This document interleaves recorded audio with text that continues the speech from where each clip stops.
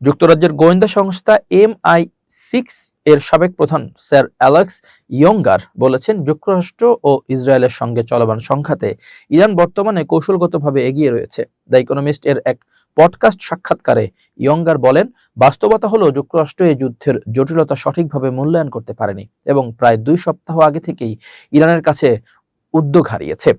তিনি আরো বলেন, প্রত্যাশার তুলনায় ইরান অনেক বেশি স্থিতিশীলতা দেখিয়েছে।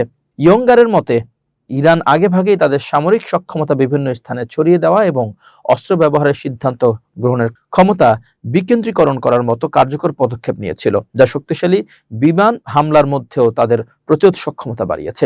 এছাড়া তিনি মন্তব্য করেন যে যুক্তরাষ্ট্রের প্রেসিডেন্ট ডোনাল্ড ট্রাম্পের কিছু মন্তব্য বা বক্তব্য ইরানকে এই সংঘাতকে সভ্যতার লড়াই বা অস্তিত্বের যুদ্ধ হিসেবে দেখার ধারণা আরো দৃঢ় করেছে।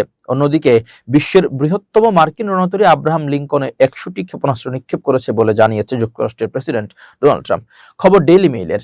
হোয়াইট হাউসে বক্তব্য দিতে গিয়ে ডোনাল্ড ট্রাম্প দাবি করেন, তারা আমাদের একটি বিমানবাহী রণতরীর দিকে 100টি ক্ষেপণাস্ত্র ছুড়েছিল। 101টি ক্ষেপণাস্ত্রের প্রতিটি ভূপাতিত করা হয়েছে।